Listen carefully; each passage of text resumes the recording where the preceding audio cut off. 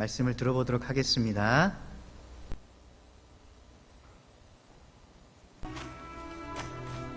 그가 다장마당으로 내려가서 시어머니의 명령대로 다 하니라. 보아스가 먹고 마시고 마음이 즐거워 가서 곡식 단더미의 끝에 눕는지라. 룻이 가만히 가서 그의 발치 이불을 들고 거기에 누웠더라. 밤중에 그가 놀라 몸을 돌이켜본즉 한 여인이 자기 발치에 누워있는지라. 이르되 내가 누구냐? 나는 당신의 여종 루시오니 당신의 옷자락을 펴 당신의 여종을 덮으소서. 이는 당신이 기업을 물을 자가 됨이니이다. 내 딸아, 여호와께서 내게 복 주시기를 원하노라. 내가 가난하건 부하건 젊은 자를 따르지 아니하였으니 내가 베푼 인애가 처음보다 나중이 더하도다. 그리고 이제 내 딸아, 두려워하지 말라. 내가 내 말대로 내게 다 행하리라. 내가 현숙한 여자인 줄을 나의 성읍 백성이 다 아느니라. 참으로 나는 기업을 물을 자이나 기업 물을 자로서 나보다 더 가까운 사람이 있으니 이 밤에 여기서 머무르라. 아침에 그가 기업 물을 자의 책임을 내게 이행하려 하면 좋으니 그가 그 기업 물을 자의 책임을 행할 것이니라. 만일 그가 기업 물을 자의 책임을 내게 이행하기를 기뻐하지 아니하면 여호와께서 살아계심을 두고 맹세하노니 내가 기업 물을 자의 책임을 내게 이행하리라.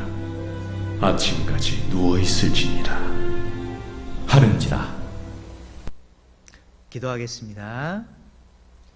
하나님, 오늘도 저희를 불러주시고 하나님과 예배하는 삶을 살게 하시면 감사를 드립니다. 오늘 살면서 항상 하나님의 은혜를 체험하고 또한 어떠한 상황이든지 하나님께 감사할 수 있기를 바랍니다. 하나님 진심으로 사랑합니다. 그런데 우리가 사랑한다고 하면서 하나님은 얼마나 사랑했던 그 마음을 보여주었습니까?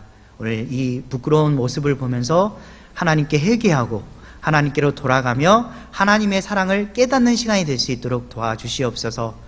사랑한다면 어떻게 할 것인가에 대해서 우리의 마음이 깨닫게 하여 주시고 온전한 하나님을 붙잡는 그런 삶이 될 수 있도록 이끌어 주시옵소서. 오늘도 하나님께 모든 것을 맡겨오며 살아계신 예수님의 이름으로 기도드렸습니다. 아멘. 이 시간 어느 누구보다도 우리를 사랑해 주시는 하나님의 깊고도 넓은 은혜와 사랑이 말씀을 듣는 모든 여러분들에게 함께하길 바랍니다. 오늘의 말씀은 룻기 3장 6절에서 13절로 사랑한다면 이라는 제목으로 말씀을 나누어 보도록 하겠습니다. 살면서 좋은 인상과 호감을 주는 사람들이 있습니다. 특별히 마음에 드는 사람과 의미 있는 시간을 보내게 될 때 좋아하는 감정으로 발전할 수가 있습니다. 여러분이 좋아하는 사람에게 가장 듣고 싶은 말이 무엇이 있을까요? 기분이 좋을 때는 역시 멋져, 고마워, 선물이야 등이 있을 수 있고, 힘들고 어려운 일이 발생했을 때는 내가 있잖아, 넌 할 수 있어, 힘내, 화이팅 등 많은 말들이 있을 수 있습니다. 그러나 무엇보다도 가장 듣고 싶은 말은 아마도 이것, 사랑해일 것입니다. 사랑하는 사람으로부터 사랑한다는 말을 들을 때 어떤 기분이 들까요? 처음 들었을 때는 아마도 하늘을 나는 듯한 기분이 들 것입니다. 계속 들을 때는 그 정도는 아니어도 삶을 이겨내는 그런 밑바탕이자 힘이 될 것입니다. 하나님께서 여러분에게 사랑하신다는 말을 믿고 있죠. 분명히 주님은 우리를 사랑하십니다. 삶에서 최소한 한 분은 우리를 사랑하고 있는 것입니다. 주님이 나를 사랑하고 계시다는 것을 느끼고 싶다면 주님께서 나를 위해 어떤 일을 하셨는가, 이것을 떠올려 보시기 바랍니다. 하나님은 독생자 예수님을 이 땅에 보내주셨습니다. 예수님은 나를 위해 십자가에 기꺼이 죽으셨습니다. 사랑하시기에 독생자를 보내주셨고 사랑하시기에 목숨을 기꺼이 내어주신 것입니다. 주님의 사랑 속에서 발견할 수 있는 한 가지 사실은 사랑한다면 내가 가장 중요한 것, 가장 귀한 것을 아낌없이 내어준다는 것입니다. 삶 속에서 여러분이 누군가를 진정으로 사랑한다면 어떻게 해야 할까요? 오늘 본문 말씀을 통해서 함께 나누어 보도록 하겠습니다. 나오미가 며느리 룻을 위해서 한 가지 계획을 짭니다. 그것은 룻을 보아스와 재혼시키려는 생각입니다. 룻이 새로운 가정을 가지도록 도와주고 싶은 마음이 든 것입니다. 그리하여 나오미가 룻에게 충격적이고 갑작스러운 제안을 합니다. 너는 목욕을 하고 기름을 바르고 의복을 입고 타작마당으로 내려가거라. 보아스가 마시기를 다 하기까지 그에게 보이지 말고 그가 누울 때 누운 곳을 알았다가 들어가거라. 그의 발치 이불을 들고 거기에 눕거라. 이렇게 말합니다. 그리스도인들에게 이 말은 대단히 충격적이고 말도 안 되는 제안일 수 있습니다. 보통 사람들에게 그녀는 몸을 파는 창녀처럼 보일 수 있기 때문입니다. 이러한 놀랍고 이해가 되지 않는 제안에 룻은 어떻게 반응했을까요?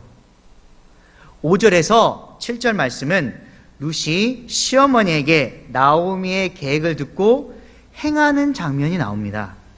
이 장면을 통해서 알 수 있는 것은 누군가를 진정으로 사랑한다면 첫째, 같은 마음을 품으라. 같은 마음을 품으라입니다. 같은 마음을 품으라고 하는 것은 서로 마음과 뜻을 같이 하고 서로 신뢰하고 따르는 것을 의미합니다. 룻이 나오미의 명령을 따라서 타작마당으로 내려갑니다. 내려가면서 얼마나 그녀의 머릿속은 복잡하였을까요? 이러한 행동을 통해서 자신이 쌓아놓은 깨끗한 이미지와 여성으로서의 명예가 더럽혀질 수 있습니다. 또한 여인이 홀로 타작마당으로 내려간다고 하는 것은 생명의 위협을 받을 수가 있는 아주 대단히 위험한 상황에 처할 수도 있게 됩니다. 왜냐하면 한밤중에 타작마당이라고 하는 것은 남자들의 세계에 속한 것으로 그곳에서 음란한 행위는 이방 풍습으로 여겨져서 걸리면 돌에 맞아서 죽임을 당할 수도 있기 때문입니다. 이러한 복잡한 마음과 갈등 속에서도 그녀는 시어머니 나오미의 말대로 그대로 하겠다고 굳게 결심하고 행동으로 옮기게 된 것입니다. 보리를 까불리는 시간에 늦게까지 타작마당에 남아있는 것은 그 당시에 대단히 흔한 일이었습니다.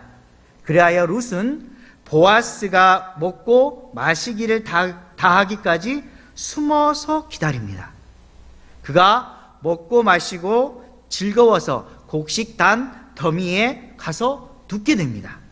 시간이 지나서 기다렸던 룻이 가만히 그에게 가서 그의 발치 이불을 들고 거기에 눕습니다. 무척 긴장되는 상황이지만 시어머니 나오미의 말을 신뢰하고 또 사랑한 룻은 그녀가 명령한 것을 그대로 실천하게 되는 것입니다. 우리도 삶 속에서 누군가를 진정으로 사랑한다면 같은 마음을 품고 함께 같은 길을 가야 합니다. 빌립보서 4장 2절은 이렇게 말씀합니다. 내가 유오디아를 권하고 순두계를 권하노니 주 안에서 같은 마음을 품으라. 여기 나와 있는 하반부에 주 안에서 같은 마음을 품으라 라고 합니다. 여기서 같은 마음을 품으라라고 하는 것은 첫째, 서로 마음과 뜻을 같이 하라는 말입니다. 즉, 그 사람의 마음과 하나가 되어라라는 말입니다. 무엇으로 같은 마음과 하나된 마음을 가져야 할까요? 그렇습니다. 사랑으로 하나된 마음을 품어야 하는 것입니다. 사랑한다면 탓하고 비방하는 그런 나누어진 마음을 절대 흘려서는 안 됩니다. 실수도 안아주고, 그리고 부족함도 그리스도의 사랑으로 채워주고, 힘을 낼 수 있도록 서로 채워주는, 세워주는 그런 마음을 품으시기 바랍니다. 같은 마음을 품으라고 하는 것은 두 번째, 서로 굳게 신뢰하고 따르라라는 말입니다. 같은 마음을 품을 때 정말로 중요한 것은 서로를 굳게 믿는 것입니다.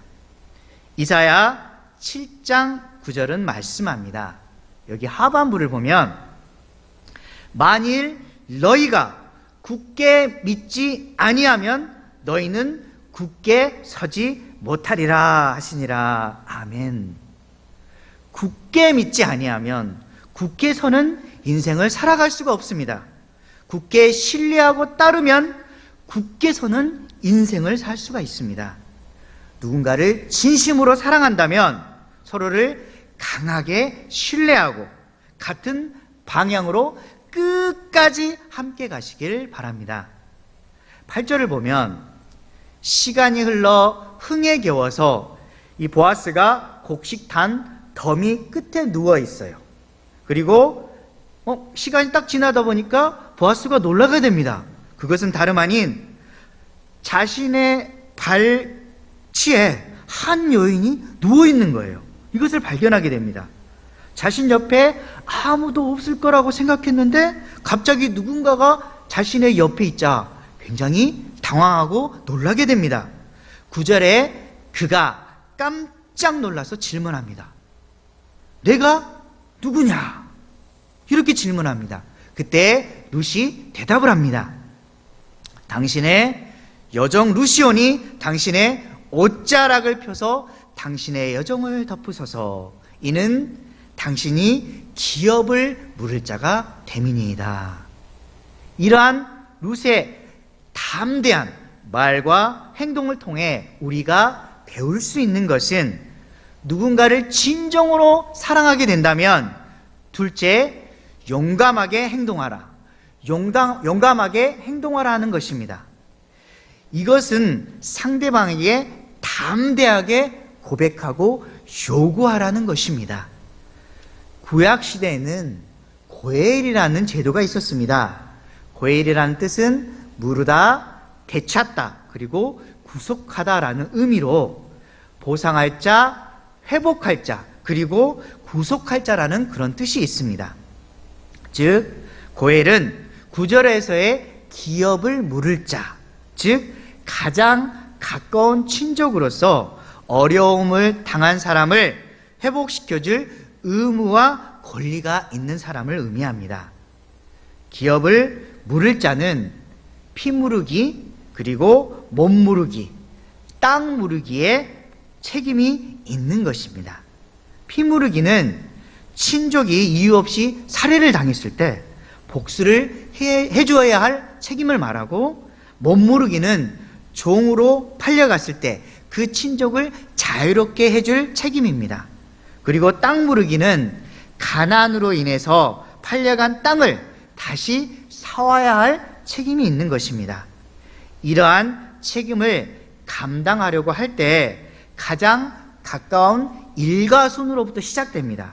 그리고 본인이 자원해야 되고 또한 경제적인 능력을 갖추어야만 하는 것입니다. 9절에서 룻은 보아스에게 자신의 이름을 분명히 말해줍니다. 그리고 보아스가 자신의 기업 물을 사람, 즉 자신을 회복시켜줄 사람으로 명백하게 알리고 그리고 용감하게 청원을 하게 됩니다. 그녀가 용기 있게 행동하고 청혼하는 것은 사실 이상하게 들릴 수도 있습니다. 여자가 어떻게 저런 말을 할 수가 있지? 라고 의아하게 생각하고 또한 말할 수가 있겠지만, 이로 인해서 보아스가 그녀의 요구를 받아들이고 그녀의 삶을 바꾸어 주게 되는 중요한 역할을 하게 되는 것입니다. 우리도 마찬가지로 누군가를 사랑한다면 그에게 담대하게 고백하고 요구를 하시기 바랍니다.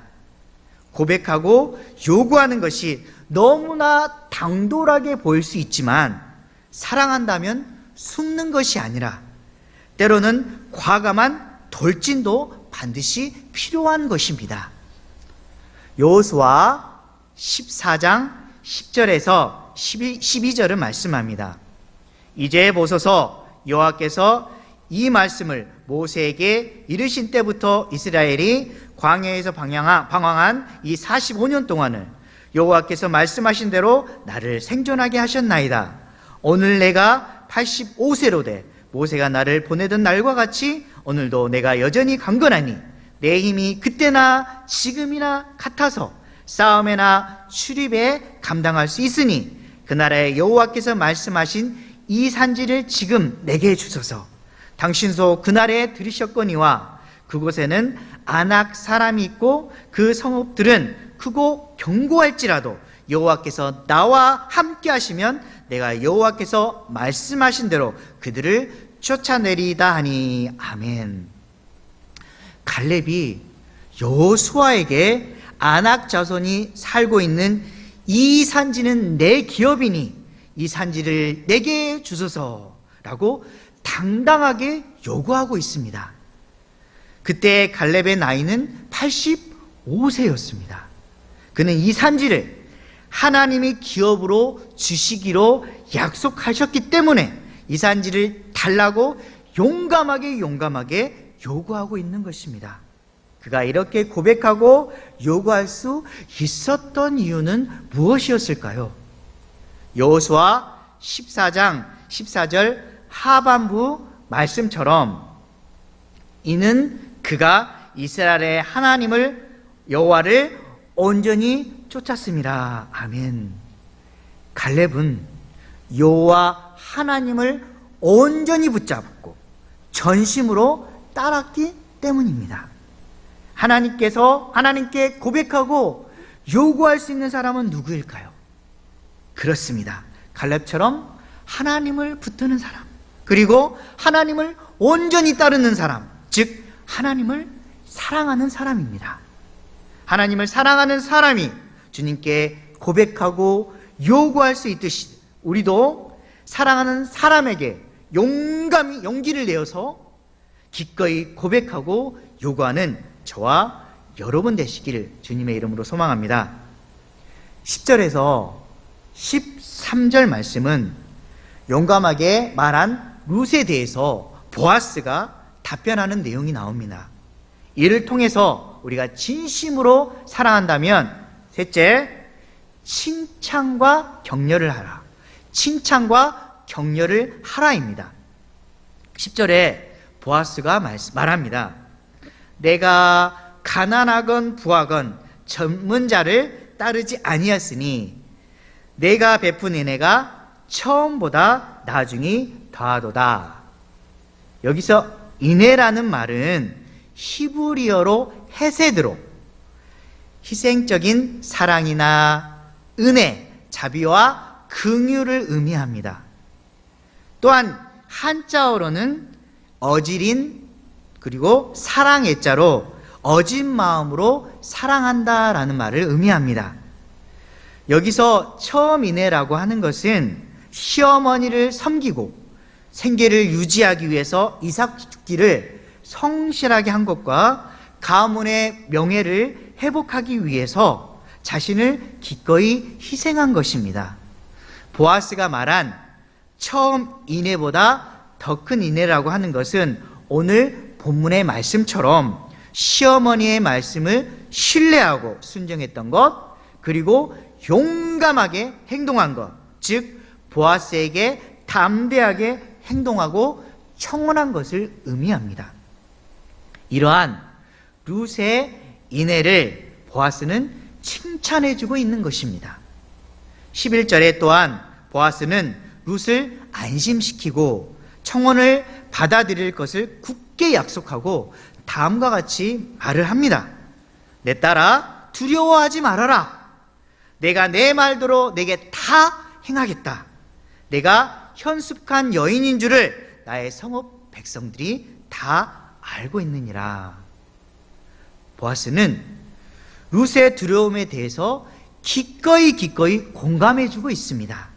룻이 느낄 수 있었던 청혼에 대한 거절에 대한 두려움, 그리고 타작마당에 들어가서 청혼했다는 소문에 대한 두려움, 베들레헴 사람들이 보아스와 룻의 결혼에 반대할 수 있을 것에 대한 그런 두려움, 이것을 다 이해할 수 있었으며 룻이 말한 것을 반드시 실행하겠다고 그녀를 안심시키고 있는 것입니다. 보아스의 말이 힘겨운 삶을 살아가는 우리에게 있어서 하나님의 메시지로 들리지 않나요? 이사야 41장 10절은 이렇게 말씀합니다. 두려워하지 말라. 내가 너와 함께함이라. 놀라지 말라.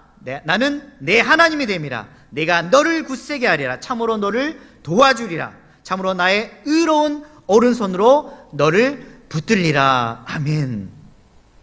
여러 반대에 부딪히는 상황에, 또한 사면초가에 막혀진 그 꽉 막혀진 상황에서 주님의 음성이 우리에게 힘을 줍니다. 주님이 이렇게 말씀하실 것입니다.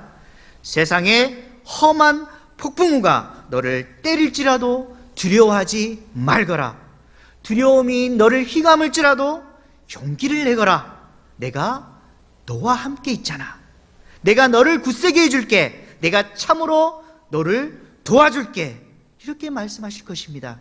삶 속에서 역사하시는 그 주님의 마음을 아시고, 그리고 주님이 우리에게 들려주시는 마음의 음성을 들어보시기 바랍니다. 오늘 본문에서 보아스는 베들레헴 사람들도 룻을 이상한 여자로 보지 않고 현숙한 여인으로 인정하고 있다고 격려의 말까지 합니다. 이 현숙한이라는 말은 히브리어로 하엘이라는 말입니다. 사회적, 경제적인 능력을 갖췄다는 의미입니다. 즉 우리 잠언서 31장 10절에 이렇게 말씀합니다. 누가 현숙한 여인을 찾아 얻겠느냐? 그의 값은 진주보다 더하니라. 아멘. 사회적으로, 경제적으로 가족에 대한 그런 책임들을 성실하게 이행하는 여인을 현숙하다라고 말을 합니다. 룻기에서는 보아스가 말하는 현숙한 여인은 사회적, 경제적인 측면보다는 인격적인 측면을 강조하고 있습니다. 즉 보아스와 베들레헴 사람들은 룻을 추수 기간 동안에 쭉 지켜보았는데, 보아스가 밭에서 열심히 일하는 그 성실함, 그리고 시어머니를 존중하고 섬길 줄 아는 그러한 인격을 갖춘 여인으로 보고 있는 것입니다. 여러분이 누군가를 사랑한다면 상대방의 장점을 찾아서 칭찬해 주시고, 그리고 자신에게 소중한 존재임을 기꺼이 인정해 주고, 또 어려운 상황에 직면하게 되었을 때 충분히 이겨낼 수 있다는 용기와 또한 격려를 하는 저와 여러분 되시기 바랍니다. 오늘의 마지막 12절과 13절에 보아스가 룻에게 기업 문제를 기꺼이 해결하겠다고 약속하는 그런 장면이 나오게 됩니다. 기업 물을 자로서 자신보다 더 가까운 사람이 있다라고, 가까운 친족이 있다라고 알려줍니다. 그리하여 먼저 그에게 기회를 주고 나서 만약에 그가 수락하지 않는다면 자신이 기꺼이 책임을 이행하겠다라고 말을 하게 됩니다. 여기에서 우리는 보아스의 성품을 잘 알 수가 있게 됩니다. 이 보아스는 그가 룻이 청혼을 했을 때 침착한 자세로 경솔하게 행동을 하지 않았습니다. 룻처럼 가엾고 가질 것 없는 사람에게 불의하게 말하지도 않았습니다. 또한 상대방과의 약속을 중요하게 여기고 그 약속을 반드시 지켜보려고 책임감 있게 행동하는 그러한 사람이었습니다. 우리도 마찬가지요. 누군가를 사랑한다면 보아스처럼 경솔하게 행동하지도 아니하고 또한 상대방의 인격을 존중해주고 약속에 대해서 중요하게 여기고 또 책임을 질 줄 아는 저와 여러분 되시기를 주님의 이름으로 소망합니다. 말씀을 정리하도록 하겠습니다. 사랑이라는 이 엔돌핀을 우리 마음에 채운다면 지친 삶 속에 활력이 일어나고 무디어진 삶 속에 희망과 기대감이 생기게 될 것입니다. 여러분 잘 아는 헬렌 켈레를 돌봐준 앤 셀러번 선생님은 이렇게 말합니다. 사랑은 다른 사람의 필요를 자기 자신의 필요만큼 소중하게 여기기 시작할 때 시작됩니다. 라고 말합니다. 사랑의 마음이 시작될 때 우리가 품어야 할 그런 마음이 있습니다. 그것은 빌립보서 2장 5절 말씀처럼 너희 안에 이 마음을 품으라. 곧 그리스도 예수의 마음이니. 아멘. 그리스도 예수의 마음은 함께 나눔과 낮아짐의 마음입니다. 사랑하는 사람의 즐거움이 나의 평생의 기쁨이고 사랑하는 사람의 고통이 나의 고통이라는 사실을 받아들이는 것입니다. 사랑은 이기는 것이 아니라 기꺼이 져주는 것입니다. 사랑하는 사람의 흘리는 그 눈물이 되어주는 것입니다. 지금 우리는 가족을 사랑하고 나의 동행하는 파트너를 사랑하고 그리고 이웃을 사랑하고 나보다 나를 더 잘 아시는 주님을 사랑합니다. 주님을 사랑하는 한 사람으로서 당신이 누군가를 사랑한다면 첫째, 같은 마음을 품으라입니다. 서로를 강하게 신뢰하면서 다른 방향이 아닌 같은 방향 그리고 한 방향으로 함께 가시길 바랍니다. 둘째, 용감하게 행동하라입니다. 상대방에게 용기를 내어서 담대하게 고백하고 요구하라는 것입니다. 그리고 마지막으로 칭찬과 격려를 하라입니다. 상대방의 장점은 찾아서 칭찬하고 그리고 어려운 상황에 직면했을 때는 충분히 당신이 이겨낼 수 있다라는 그런 용기와 격려를 해주시기 바랍니다. 사랑한다면 반드시 사랑하는 사람에게 찾아가서 사랑해요, 사랑합니다 라고 고백하시기 바랍니다. 고백하는 모든 여러분들께 주님의 은혜와 사랑이 함께 하시기를 주님의 이름으로 소망합니다. 기도하겠습니다. 하나님 감사를 드립니다. 오늘도 하나님께서 저희들을 사랑하셔서 이 말씀을 통해서 사랑한다면 내가 어떻게 해야 될 것인가 깨닫게 해주심을 감사를 드립니다. 진심으로 용기 있는 자가 되게 하여 주시옵소서. 찾아가서 기꺼이 사랑합니다라고 고백할 줄 아는 저희들 되게 도와주시옵소서. 저희들이 설령 실수하여서 사랑하는 사람의 마음을 아프게 했더라도 이제 이후로부터는 사랑하는 사람의 마음을 공감하고 기꺼이 안아주고 그를 받아들일 줄 아는 그런 넉넉한 마음도 허락하여 주시옵소서. 무엇보다도 하나님을 진심으로 사랑하여서 주님의 뜻이라면 나의 모든 것을 내려놓고 주님께 달려가는 저희들의 삶이 될 수 있도록 인도하여 주시옵소서. 모든 것 주님께 맡겨오며 살아계신 예수님의 이름으로 기도드렸습니다. 아멘. 아침에